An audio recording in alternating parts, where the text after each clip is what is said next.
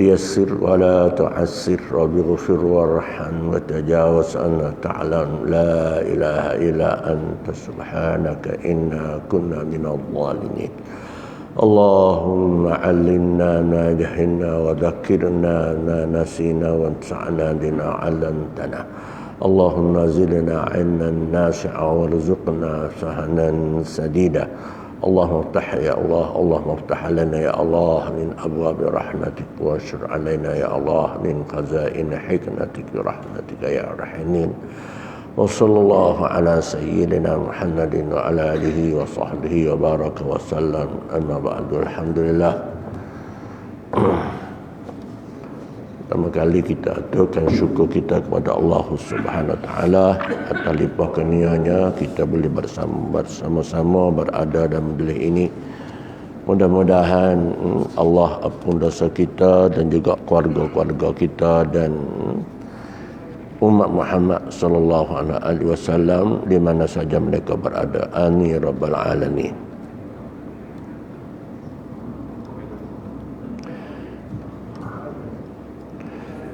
Kita masuk tajuk Nabi yang keempat, iaitu daripada nabi-nabi, daripada rasul-rasul ulul azmi yang keempat, iaitu Nabi Isa alaihi salam.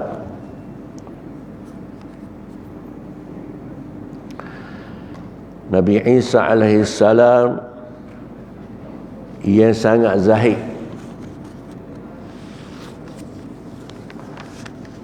dan menghindarkan diri daripada kekungan kebenaran dan kemewahan hidup.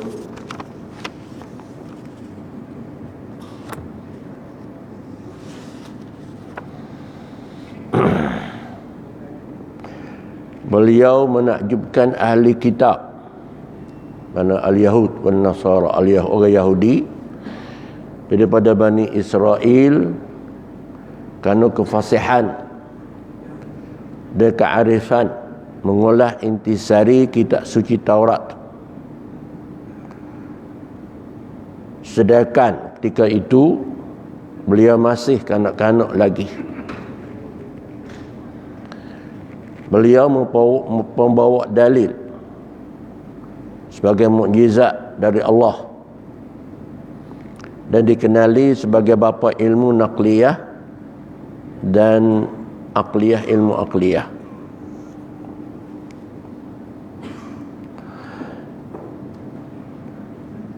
Nabi Isa alaihi salam adalah seorang nabi, seorang nabi daripada, seorang rasul daripada ulul azmi, seorang rasul daripada ulul azmi, yang mana beliau adalah daripada kaum Bani Israel. Beliau daripada kaum Bani Israel. Wa rasulan ila Bani Israel. Allah sebut dalam Quran, wa rasulan ila Bani Israel. Nabi Isa ini adalah rasul daripada Allah Subhanahu Wa Taala kepada Bani Israel, iaitu al-Yahud. Tapi Nabi Isa ini daripada kabilah Syrianiyah.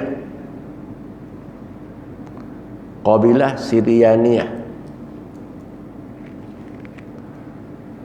Kemungkinan daripada kata Syrianiyah inilah dikenali tempat kita ni, kalaulah Kristian Melaka, agama Syriani.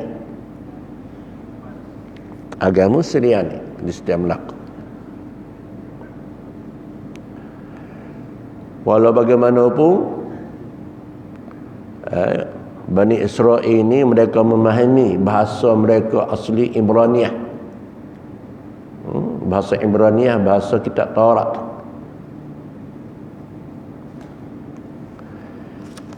Dan kita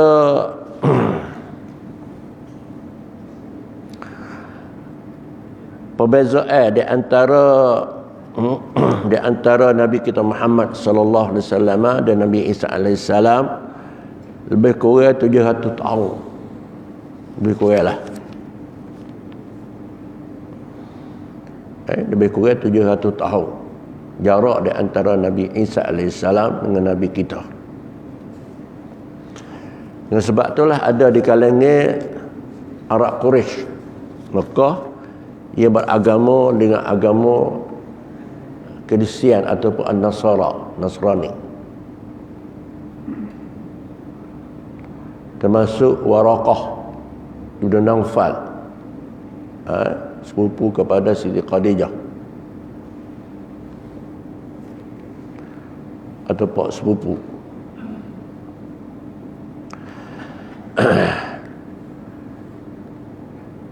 Seorang yang sangat zahid dan menghindarkan diri daripada kongkongan kebenaran dan kemewahan hidup.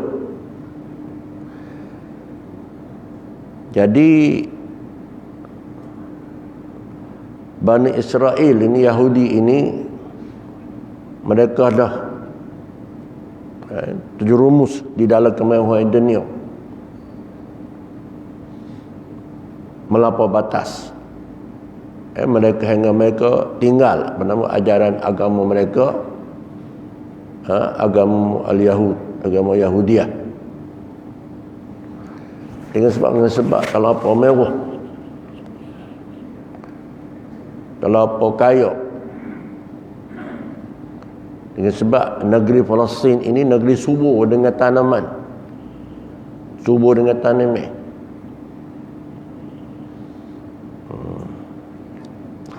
Jadi orang Yahudi ini kebenaran melampau, tinggal ajaran agama mereka, dan banyak perkara-perkara yang mereka tinggal dan mereka yang ubah agama mereka daripada halal kepada haram, daripada haram ke halal. Allah turun Nabi Isa AS kerana nak kembalikan mereka kepada ajaran agama mereka. Tetapi Nabi Isa AS berhadapan dengan kaum yang sangat-sangat melampau kebenaran. Sebagaimana minggu lepas hamba sebut, kalaulah manusia ini atau kaum ini, manusia sangat-sangat melampau di dalam kebenaran, maka sukalah kita nak kembali mereka kepada ajaran agama yang sebenar. Suka, sangat-sangat suka. Dalilnya kita di Malaysia lah. Kita Malaysia ni ada usaha-usaha untuk mengembalikan kaum kita, kaum Melayu Muslim di Malaysia ni kepada ajaran Allah, kepada hukum-hukum Allah. Dah hampir 70 tahun. Hampir 70 tahun. Tapi masih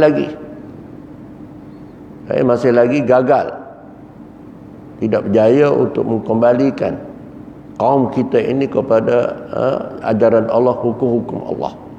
Dengan sebab apa? Dengan sebab mereka dikongkong oleh kebenaran dan kemewahan hidup melampau.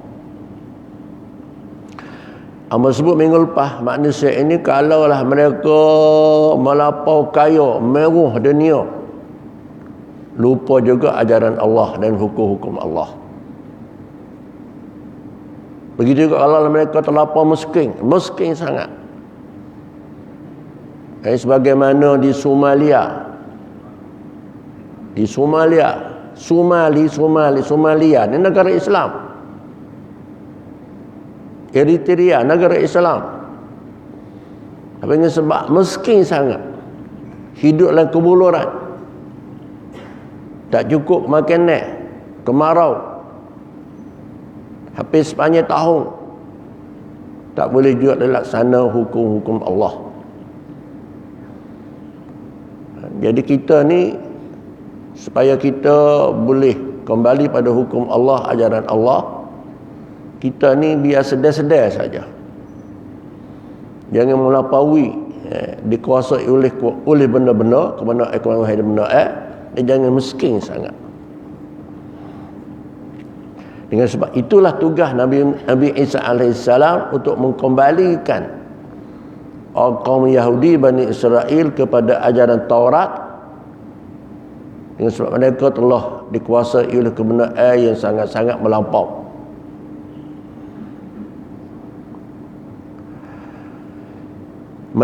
Beliau yang menakjubkan ahli kitab Yahudi daripada Bani Israel kerana kepasihan dan kearifan Nabi Isa alaihissalam mengulas intisari kitab suci Taurat, walhal ketika itu beliau masih kanak-kanak lagi. Ini satu mukjizat yang Allah beri kepada Nabi Isa alaihissalam.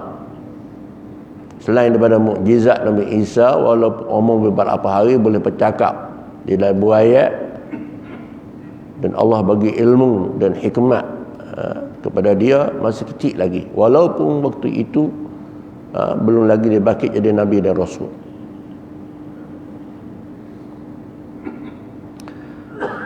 Beliau pembawa dalil sebagai mukjizat dari Allah. Dalil dia, Nabi Isa boleh menghidupkan orang mati, Nabi Isa boleh menyembuhkan orang penyakit bernama baras dan kusta, dan Nabi Isa boleh memberitahu apakah makanan ia Bani Israel Yahudi simpan dalam rumah dia. Sipai gandum kau, sipai roti kau, sipai apa kau, Nabi Isa boleh cerita. Itu mukjizat daripada Allah sebagai penyokong kepada kenabian dan kerasulan Nabi Isa alaihissalam. Dan dikenali sebagai bapa ilmu naqliyah. Ilmu naqliyah berarti ilmu daripada kitab Taurat dan Injil.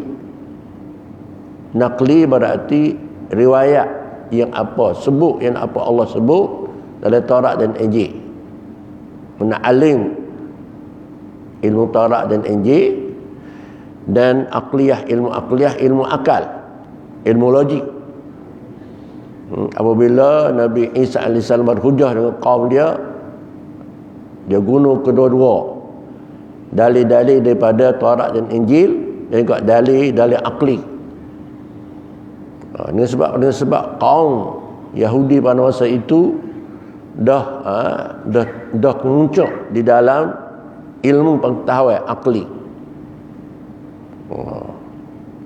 Dan sebab itulah Nabi Isa alaihissalam mesti berhadapan ataupun berdebat dengan mereka dengan dalil-dalil akli, dalil logik. Daripada sini kita sebagai umat Islam, sebagai orang Islam, tak boleh lari daripada dua perkara. Pertama, apabila kita berdakwah suruh manusia kepada jalan Allah, kita mesti berdalil dengan ayat-ayat Quran dan hadis-hadis Nabi sebagai dalil akli. Selain daripada itu, kita kena berdalil juga dengan dalil-dalil akli. Dengan sebab apa? Dengan sebab bukan semua manusia boleh mengerti dalil-dalil nakli. Mereka tak boleh mengerti dalil-dalil nakli. Sebagaimana kita, walaupun kita dah baca Fatihah daripada umur 10 tahun hingga umur 70, tapi kalau minta kira orang minta kita tafsir Fatihah ini 3 jam, lah mana? Dah. Orang buat test kita, cuba tafsir surah Fatihah ni. Dengan sebab ada baca daripada umur 10 tahun hingga umur 70 tahun ni, cuba tafsir 3 jam. Gana apa ni?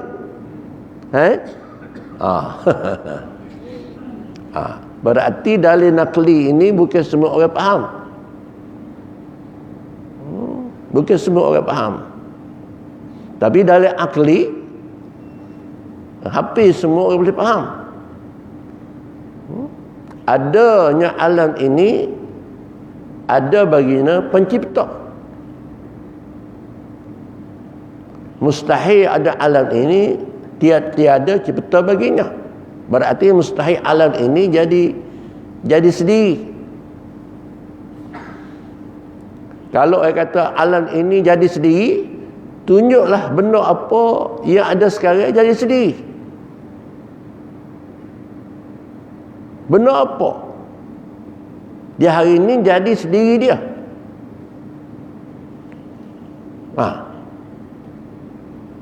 Nak bagi telur ayam tu pun kena ada ibu ayam berketok. Tak? Telur ayam kena ada ibu ayam.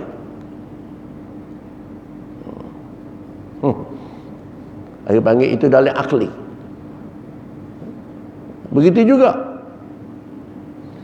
kalaulah makhluk ni binasa, semua fana belaka, tak ada yang tak fana, sampai hari kiamat semua binasa belaka. Kalau makhluk ni binasa, maka segi akalnya Allah sebagai Khalik tak binasa. Sifatnya baqa. Itu dia panggil dalil akli.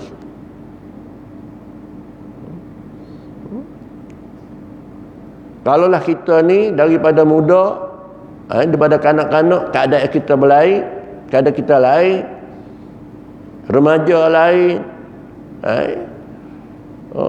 lepas tu jadi pula penama orang muda, jadi orang tua, jadi tua benar, lain berubah, senantiasa berubah.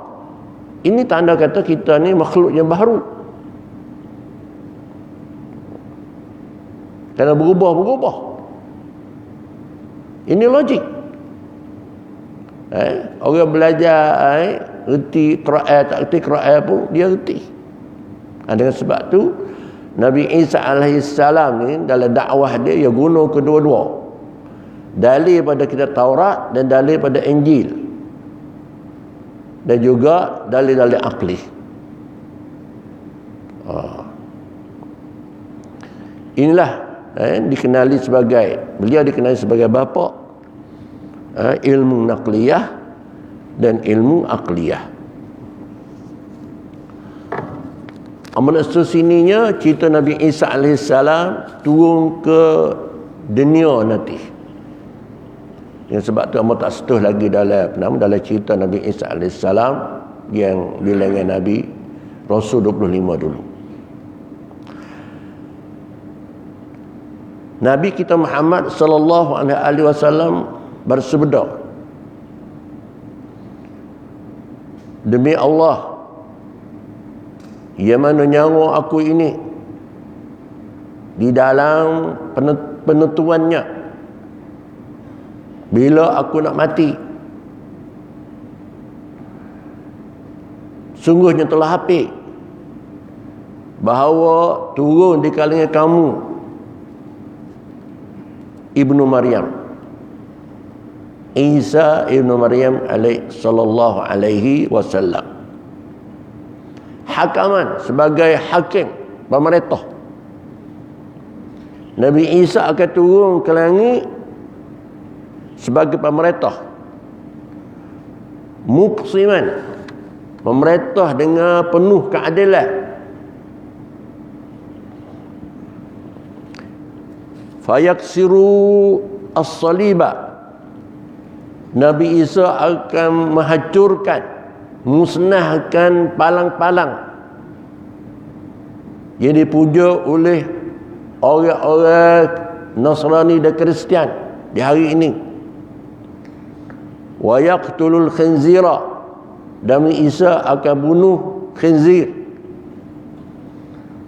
Wa yad'ul jizyata, Nabi Musa akan hapus cukai kepala orang kafir, bayar kepada pemerintahan Islam. Wa yafidul malu, dan harta akan bertimur-timur. Harta ini bertimur-timur. Jika Nabi Isa turun, harta ni Masya Allah bertimur-timur, seolah banjir. Fadha yafidu, makna harta ini seolah-olah banjir. Hatta la yakbalahu ahadun, hingga tidak terima akan harta itu oleh seorang pun. Ketika tu tak ada orang nak harta dah. Dengan sebab harta ni mengalir supaya air banjir. Ini hadis sahih. Diriwayatkan oleh Imam Muslim dalam kitab dia. Pertama, dia akan turun sebagai hakim pemerintah. Bila ni? Dia turun sebelum berlaku kiamat, dan dialah akan bunuh Dajjal. Dajjal ini dengan Imam Mahdi, kalah Imam Mahdi. Dajjal dengan Imam Mahdi, kalah Imam Mahdi. Tapi Dajjal akan dibunuh oleh Nabi Isa alaihi salam. Dajjal turun di mana? Turun di negeri Syam. Syam itu berarti setengah kata di Syria, setengah kata di sebahagian pada Palestin. Dajjal di timur di sana. Dengan sebab di Palestin itu masih ada Yahudi lagi pada masa dia turun tu. Masa Dajjal Zahir itu timur tu ada lagi Yahudi. Pengikut pertama yang mengikut Dajjal adalah Al-Yahud, orang Yahudi. Kemudian Khawarij. Orang Khawarij berarti orang Islam yang mengaku sebagai Islam segi zahir, hakikatnya mereka menentang Islam. Akidah mereka bukan akidah Islam.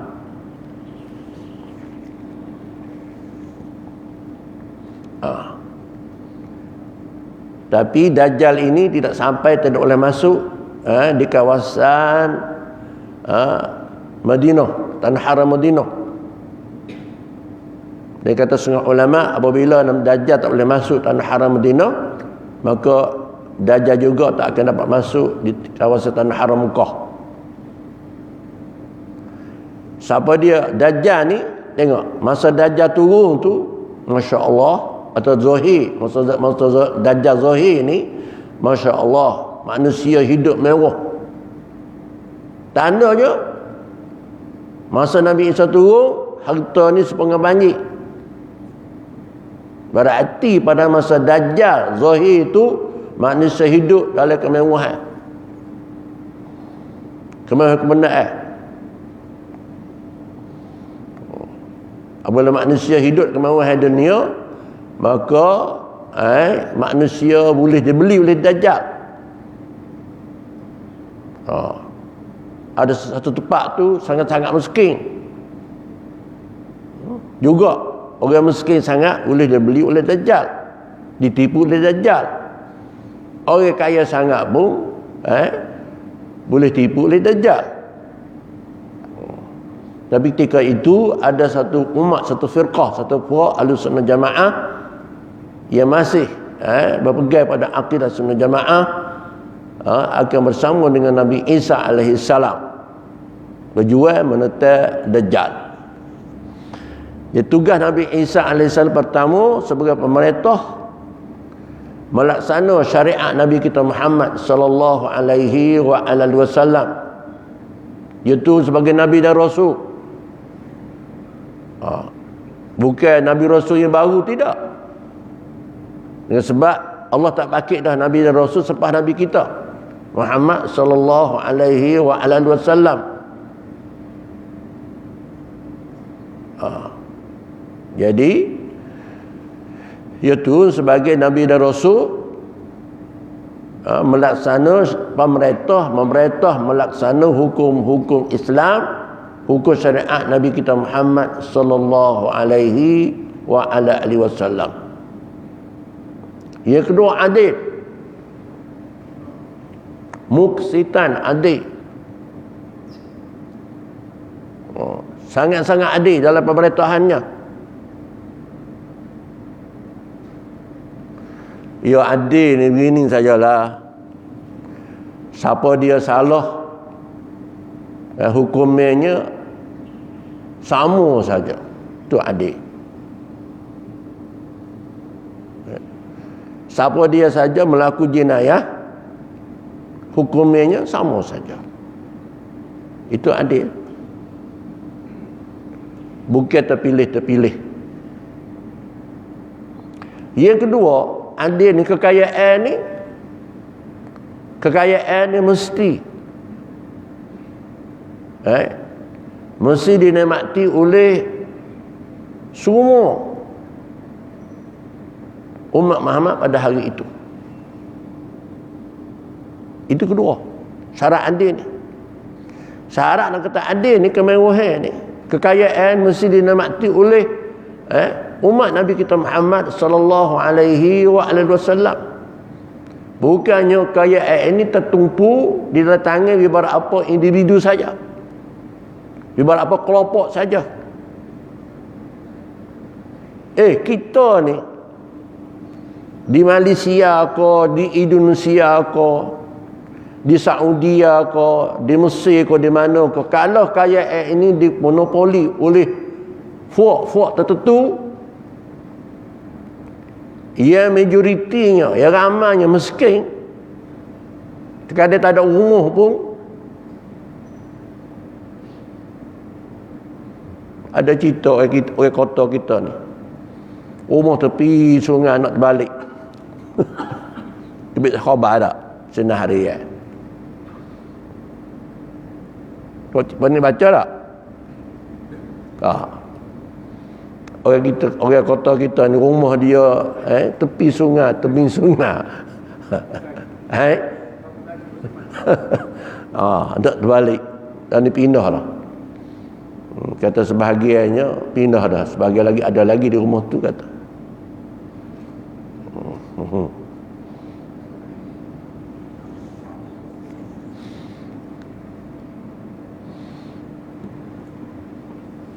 Jadi maknanya kedua, kita nak kata adik, mestilah kekayaan itu dinikmati oleh semua umat Muhammad, semua Islam, dengan sebab kekayaan ini adalah untuk semua umat Nabi Muhammad. Tak boleh dimonopoli oleh satu kumpulan ataupun beberapa kumpulan saja. Jadi kalaulah di Malaysia, di Indonesia, di Saudi, di Mesir, di Emirat ni, Abu Dhabi ni, dalam negara-negara ni amanah rakyat, sebutlah keadilan. Apa? Sebutlah mengatah dengan adil. Sebut boleh tapi hakikatnya tidak adil. Sebutlah kita di Indonesia ke, Malaysia ke, Saudi ke, Abu Dhabi ke, mana ke, kita kata mengatah dengan adil, mengatah dengan adil, mengatah dengan adil. Sedap segi mulut boleh, segi hakikatnya tidak sebagaimana tersebut. Dengan sebab kalaulah kita ni hidup mewah, kita, keluarga kita, anak kita, bini kita, jiran sebelah tu tak makan berapa cukup,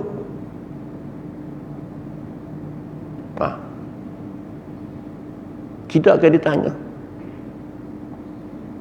Orang miskin sebelah rumah kita, jiran kita akan mengadu pada Allah, ya Allah, ini jiran saya ni, ya Allah, duduk dunia dulu, pintu rumah dia tutup terus, pintu rumah dia tutup terus. Sama telah nak masuk tak boleh, jenguk pun tak boleh, pintu rumah dia. Dia masak sedap-sedap, tak sedap apa biryani kambing. Tak. Bau mari ke rumah saya. Dia tak beri pun. Sama telah kita kata paha kambing. Kuku kambing pun tak juga. Itu cerita kita di antara kita dengan jiran kita. Bagaimana cerita Sebuah negara. Sebuah negara. Ada sebagaimana cerita pemerintah sebuah negara. Ia hidup mewah-mewah. Ia susah-susah.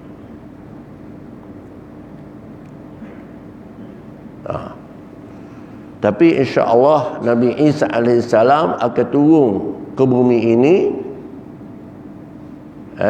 Dia mengetah dengan penuh adil.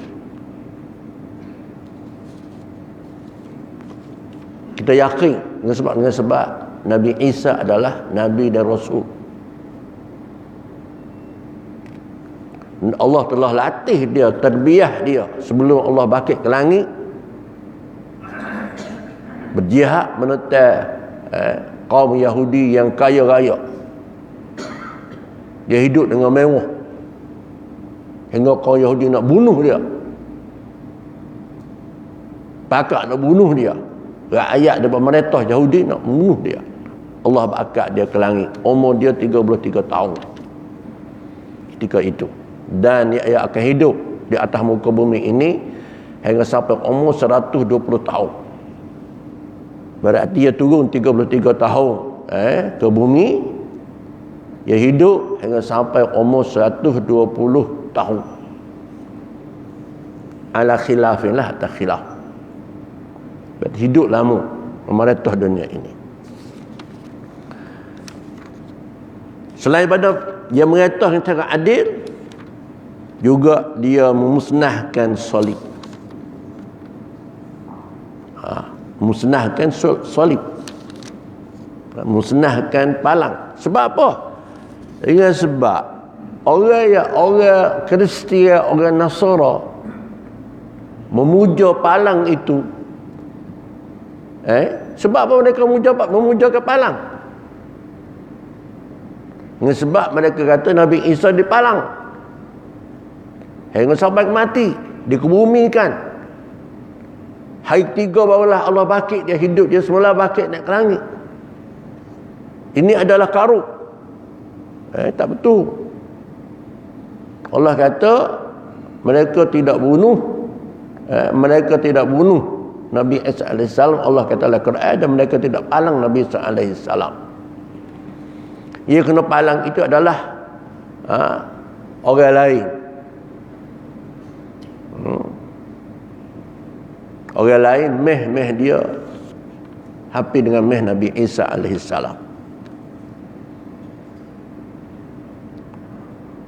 Jadi daripada akidah memuja palang ini, tubiklah fahami akidah at-taslis. Allah ni 3 dalam 1, 1 dalam 3. Ikutlah 3 dalam 1. Kalau 3 dalam 1 ikutlah. Nak kata 3 dalam 1 pun tak apa, 1 dalam 3 pun tak apa.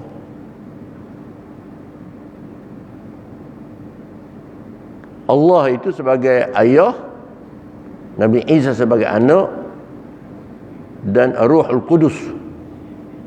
Ruh Kudus ini katanya mereka setengah-setengah pendapat dengan sebab mereka 3 mazhab, 3 kaum. Kristian terbagi pada 3 kaum, 3 mazhab. Dan dia akan bunuh khinzir.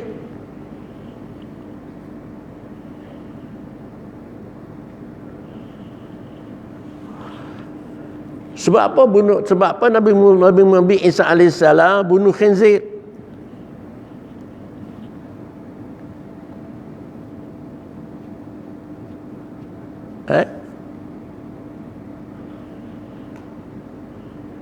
Sebab apa Nabi Isa AS bunuh khinzir?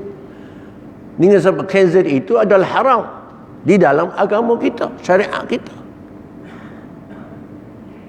Khinzir itu adalah haram dalam syariat kita, agama kita.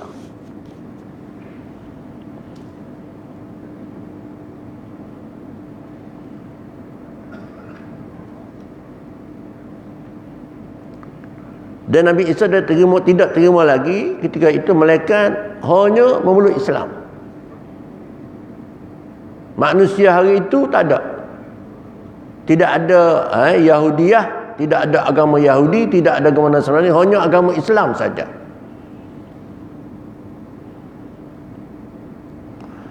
Dan juga Nabi Isa akan hapus cukai kepala yang dikenakan atas orang Yahudi Nasrani oleh pemerintah Islam, orang Islam pada masa itu. Yang sebab Nabi Isa juga tak terima melainkan Islam. Tak ada lagi Yahudi Kristian, tak ada lah.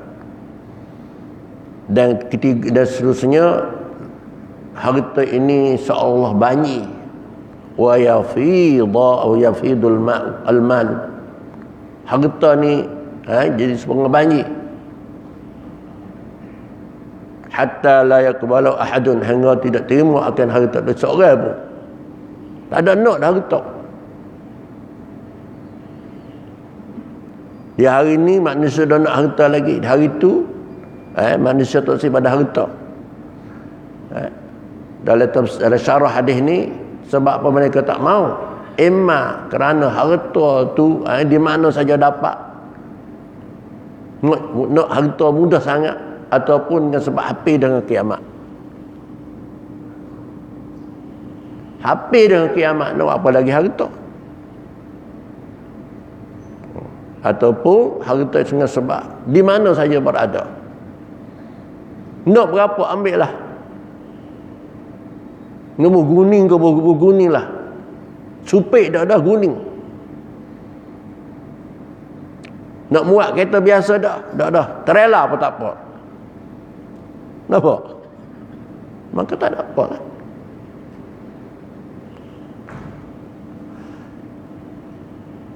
Inilah Nabi Isa alaihissalam.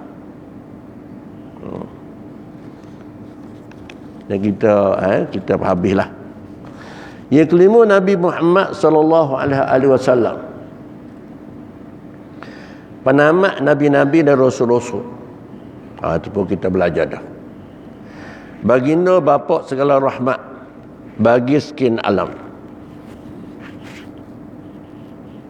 Bapa apa bawa?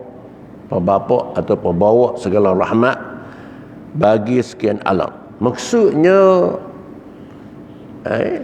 agama Islam ini agama rahmat, bukan hanya kepada manusia, tetapi juga kepada makhluk-makhluk lain daripada manusia. Makhluk-makhluk lain pada manusia. Dan Islam ini adalah rahmat kepada manusia. Manusia mana?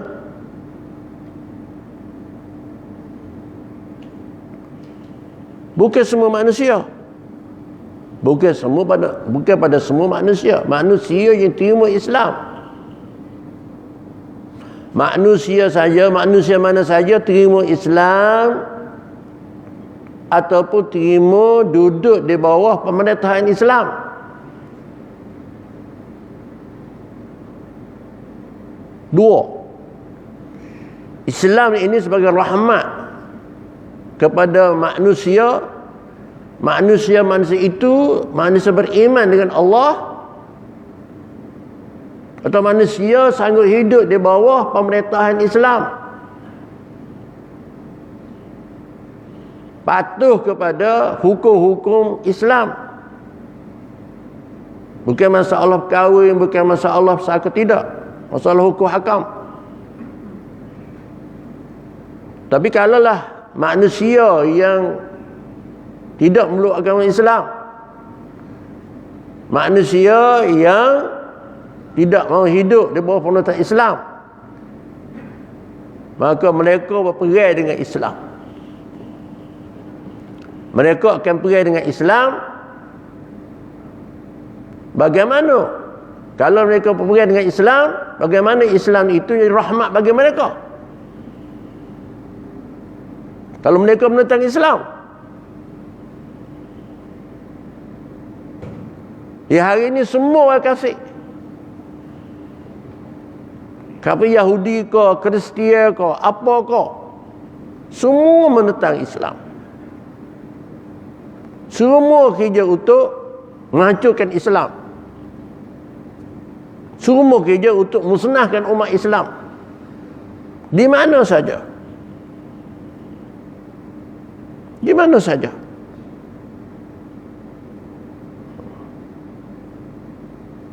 Berarti Islam ini apa, bawa rahmat, atau Nabi kita bawa rahmat kepada orang yang beriman dengan Islam, terima Islam sebagai agama dia, bagi dia, dan dia ataupun dia sanggup hidup di bawah pemerintah Islam,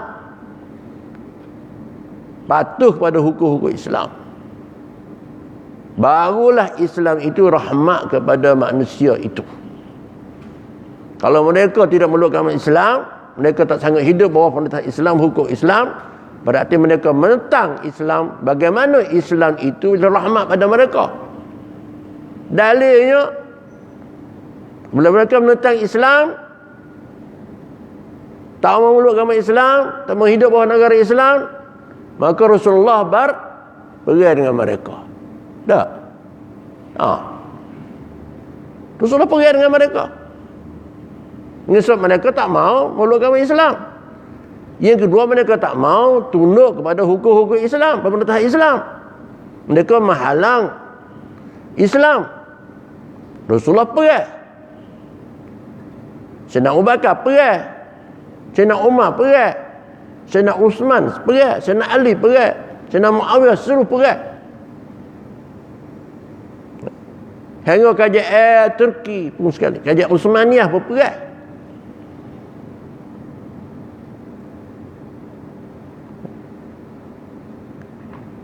Bukanlah mana kita guna perangai itu untuk dakwah kita, tidak. Tapi mereka halang kita. Mereka lawan kita. Mereka menentang kita. Mereka buat kerja-kerja untuk musnahkan kita, menghancurkan kita, menghara-hara kita, pecah belah kita. Sebagaimana kita Malaysia sekarang. Kita pecah belah sama sendiri. Mereka bersatu. Pelik juga. Puak dia bersatu, kita pecah belah sama sendiri.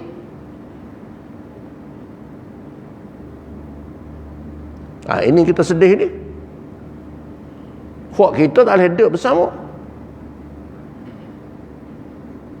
Puak mereka bulat kemah-keming. Duk puak-puak mereka. Dalam Quran, wa'tasimu bihablillahi jami'ah. Baca hari-hari. Dalam ketubah pun baca. Mengajar pun baca. TV pun baca. Radio pun baca. Wa'tasimu bihablillah. Pergilah oleh kamu dengan tali Allah. Bersatulah kamu. Dengan sebab sebut bersatu. Maka nampaknya pecah. Dia jadi kotor.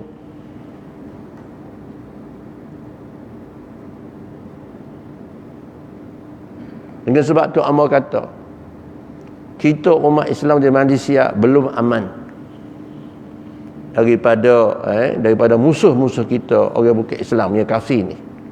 Dengan sebab apa? Dengan sebab kita yang bernama Islam ini, Muslim ini, masih tak boleh bersatu. Masih ada agenda di masing-masing. Masih ada kepentingan masing-masing. Lebih tinggi daripada kepentingan agama kita, Islam, lebih tinggi daripada kepentingan umat Nabi kita Muhammad sallallahu alaihi wasallam.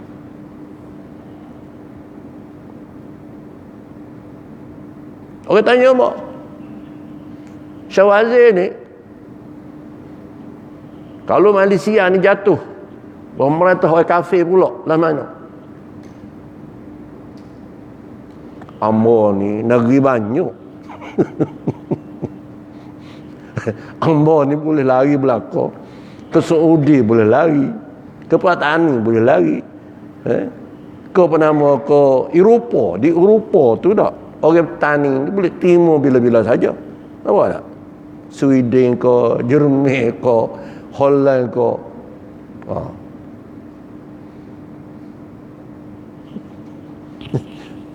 Ada dia tanya mau jawab gitulah dak. Maknanya sebimbel lah Syekh ni, Syekh Wazir ni. Negara banyak boleh pergi. Tapi tak pergi juga, bukan nak pergi, bukan nak lari. Tapi nak ayat kata, itulah keadaan kita. Kita sedihlah. Dan sebab tu kita kena banyak berdoa kepada Allah supaya Allah hidayah kita orang Melayu Islam ini supaya bersatu, letak kepentingan Islam lebih tinggi daripada kepentingan agenda masing-masing, yang letak kepentingan umat Muhammad ini lebih penting dan lebih tinggi daripada kepentingan agenda masing-masing. Mudah-mudahan Allah satukan hati kita, satukan agenda kita, satu matlamat kita, insya-Allah kita selamat di negara yang kita cinta ini, Malaysia. Amin rabbal alamin. Wa sallallahu alaihi wasallam Muhammad wa baraka wa sallam wa akhiru da'wana da'wahum alhamdulillah rabbil alamin.